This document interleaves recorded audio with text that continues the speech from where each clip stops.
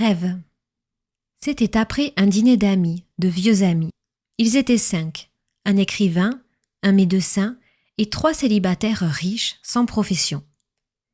On avait parlé de tout, et une lassitude arrivait, cette lassitude qui précède et décide les départs après les fêtes. Un des convives qui regardait depuis 5 minutes, sans parler, le boulevard houleux étoilé de becs de gaz et bruissant, dit tout à coup: quand on ne fait rien du matin au soir, les jours sont longs. Et les nuits aussi, ajouta son voisin. Je ne dors guère, les plaisirs me fatiguent, les conversations ne varient pas. Jamais je ne rencontre une idée nouvelle et j'éprouve, avant de causer avec n'importe qui, un désir furieux de ne rien dire et de ne rien entendre. Je ne sais que faire de mes soirées. Et le 3e, désœuvré, proclama: je paierai bien cher un moyen de passer, chaque jour, seulement 2 heures agréables. Alors l'écrivain, qui venait de jeter son pardessus sur son bras, s'approcha. L'homme, dit-il, qui découvrirait un vice nouveau et l'offrirait à ses semblables, dût-il abréger de moitié leur vie, rendrait un plus grand service à l'humanité que celui qui trouverait le moyen d'assurer l'éternelle santé et l'éternelle jeunesse.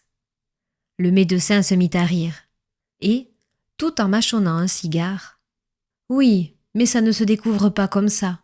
On a pourtant rudement cherché et travaillé la matière, depuis que le monde existe. Les premiers hommes sont arrivés, d'un coup, à la perfection dans ce genre. Nous les égalons à peine. Un de ces 3 désœuvrés murmura: c'est dommage. Puis au bout d'1 minute, il ajouta: si on pouvait seulement dormir, bien dormir, sans avoir chaud ni froid, dormir avec cet anéantissement des soirs de grande fatigue, dormir sans rêve. Pourquoi sans rêve? Demanda le voisin.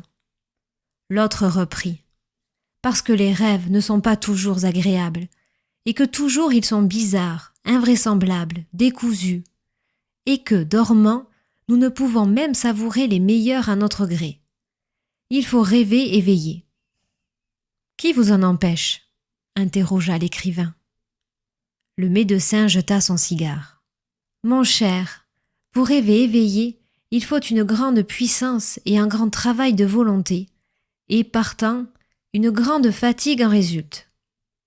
Or, le vrai rêve, cette promenade de notre pensée à travers des visions charmantes, est assurément ce qu'il y a de plus délicieux au monde. Mais il faut qu'il vienne naturellement, qu'il ne soit pas péniblement provoqué et qu'il soit accompagné d'un bien-être absolu du corps. Ce rêve-là, je peux vous l'offrir, à condition que vous me promettiez de n'en pas abuser. L'écrivain haussa les épaules. Ah oui, je sais, le hashish, l'opium, la confiture verte, les paradis artificiels. J'ai lu Baudelaire, et j'ai même goûté la fameuse drogue, qui m'a rendu fort malade. Mais le médecin s'était assis. Non, l'éther, rien que l'éther. Et j'ajoute même que vous autres, hommes de lettres, vous en devriez user quelquefois. Les 3 hommes riches s'approchèrent. L'un demanda: expliquez-nous-en donc les effets. Et le médecin reprit: mettons de côté les grands mots, n'est-ce pas? Je ne parle pas de médecine ni morale, je parle plaisir. Vous vous livrez tous les jours à des excès qui dévorent votre vie. Je veux vous indiquer une sensation nouvelle, possible seulement pour hommes intelligents, disons même très intelligents, dangereuse comme tout ce qui surexcite nos organes, mais esquisse.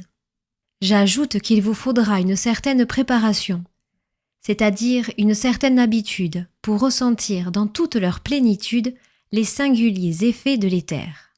Ils sont différents des effets du hashish, des effets de l'opium et de la morphine. Et ils cessent aussitôt que s'interrompt l'absorption du médicament, tandis que les autres producteurs de rêverie continuent leur action pendant des heures. Je vais tâcher maintenant d'analyser le plus nettement possible ce qu'on ressent. Mais la chose n'est pas facile, tant sont délicates, presque insaisissables ces sensations. C'est atteint de névralgie violente que j'ai usé de ce remède, dont j'ai peut-être un peu abusé depuis. J'avais dans la tête et dans le cou de vives douleurs et une insupportable chaleur de la peau, une inquiétude de fièvre. Je pris un grand flacon d'éther et, m'étant couché, je me mis à l'aspirer lentement. Au bout de quelques minutes, je crus entendre un murmure vague qui devint bientôt une espèce de bourdonnement, et il me semblait que tout l'intérieur de mon corps devenait léger, léger comme de l'air, qu'il se vaporisait. Puis ce fut une sorte de torpeur de l'âme, de bien-être somnolent, malgré les douleurs qui persistaient, mais qui cessaient cependant d'être pénibles. C'était une de ces souffrances qu'on consent à supporter, et non plus ces déchirements affreux contre lesquels tout notre corps torturé proteste.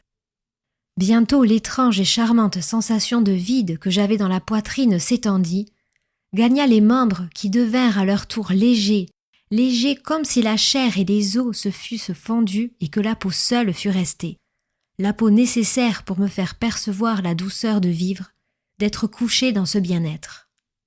Je m'aperçus alors que je ne souffrais plus. La douleur s'en était allée, fondue aussi, évaporée. Et j'entendis des voix, 4 voix, 2 dialogues, sans rien comprendre des paroles. Tantôt ce n'étaient que des sons indistincts, tantôt un mot me parvenait. Mais je reconnus que c'étaient là simplement les bourdonnements accentués de mes oreilles. Je ne dormais pas, je veillais. Je comprenais, je sentais, je raisonnais avec une netteté, une profondeur, une puissance extraordinaire et une joie d'esprit, une ivresse étrange venue de ce décuplement de mes facultés mentales. Ce n'était pas du rêve comme avec le hashish, ce n'étaient pas les visions un peu maladives de l'opium. C'était une acuité prodigieuse de raisonnement, une nouvelle manière de voir, de juger, d'apprécier les choses de la vie, et avec la certitude, la conscience absolue que cette manière était la vraie. Et la vieille image de l'écriture m'est revenue soudain à la pensée.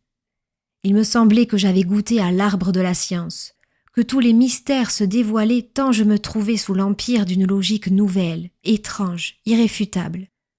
Et les arguments, les raisonnements, des preuves me venaient en foule, renversés immédiatement par une preuve, un raisonnement, un argument plus fort. Ma tête était devenue le champ de lutte des idées. J'étais un être supérieur, armé d'une intelligence invincible, et je goûtais une jouissance prodigieuse à la constatation de ma puissance. Cela dura longtemps, longtemps. Je respirais toujours l'orifice de mon flacon d'éther.